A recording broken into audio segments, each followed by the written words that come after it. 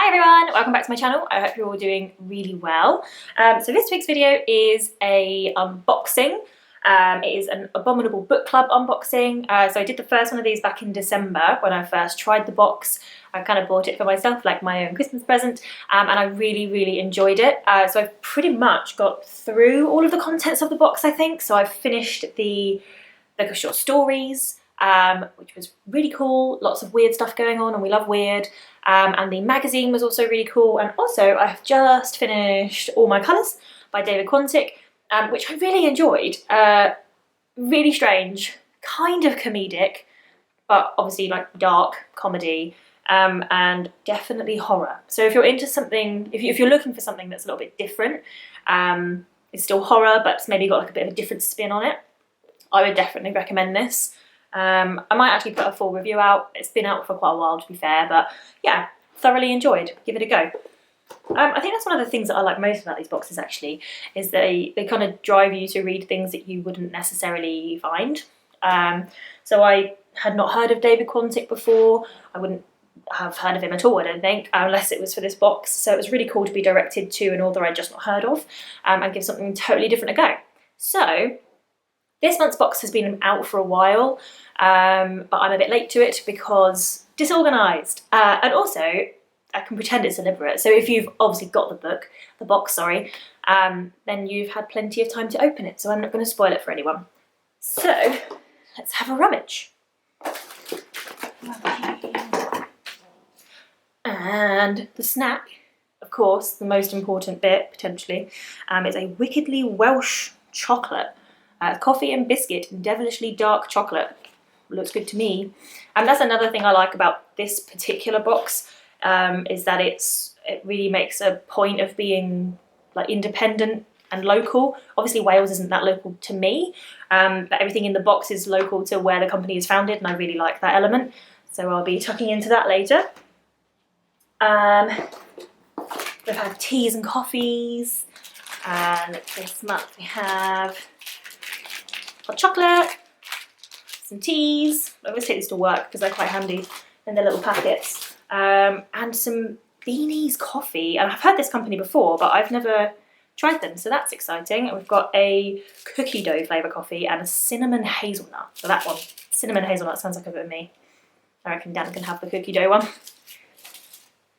I'm going to go for the magazine first. So last month was a different magazine, and the name of it has kind of escaped me, but it was very cool, full of some weird short stories, like this woman that buys a monster through the post box and is amazing.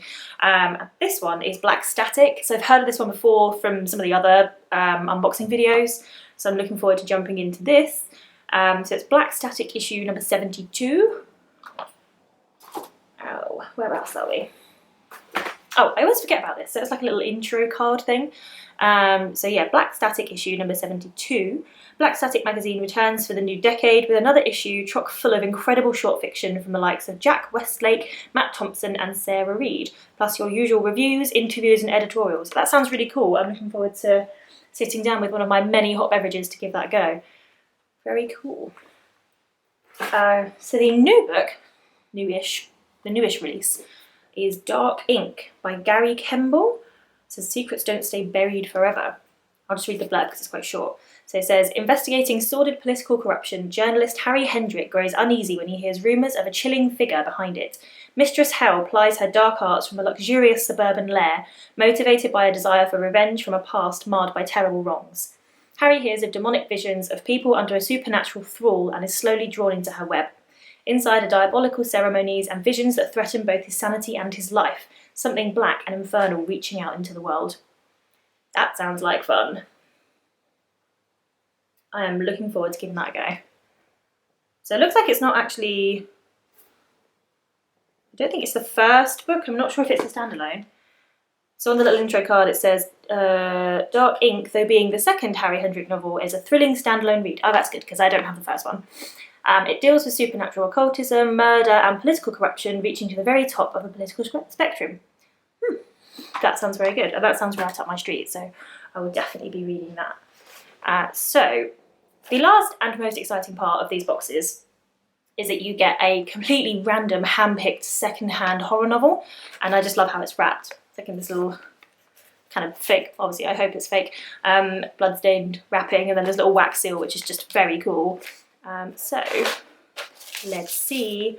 So last month I got Moon by James Herbert, which I've not actually read yet, and I really, really need to, because I've heard so many good things about James Herbert, and I don't think I can really claim to be a horror novel fan until I've actually read something of his, so I need to get on with it. This month I have the 7th Pan Book of Horror Stories, selected by Herbert Van Thorl. Well, that sounds like fun. This looks well old. Oh, I love how old it is. So this was published it was originally published in 1966, so that's very cool. I got loads of short stories from different authors. All the things in here. Love a classic. Look how old it is. It's all like yellowy pages. Love that. That's really cool. Wicked. So that is everything in this month's box. Yeah, I really like these boxes. I think it's really cool that it's all locally sourced, and it's realistically, geographically, it's not that far away from me. Wales is a few hours up the road. So it's nice that it's coming from somewhere in the UK and I'm supporting local business, and I just really like all the little touches, like the wrapping and the wax seal. It's just really awesome. So I think you should definitely give it a go. If you're thinking of getting a subscription box and you're a fan of horror, just go for it. Why not? Also, at the end of this video, I was just going to talk about what I'm currently reading. So I am reading Lanny by Max Porter. I really liked Grief is a Thing with Feathers. I really liked it. Yeah, just give it a go. This stuff is really poetic, so it's not, I don't really even know if you can call it a novel. It kind of is, but it's also kind of like an epic poem kind of thing. And I'm only a little bit into it, but it won't take me very long to finish. So yeah, that is what I'm currently reading. Let me know what you're currently reading. What are we currently into? What books are you looking forward to in 2020? I really want to hear about it. So yeah, that was this week's video. I hope you enjoyed it. If you did, please give it a thumbs up and subscribe to my channel, and I will see you next week. Bye!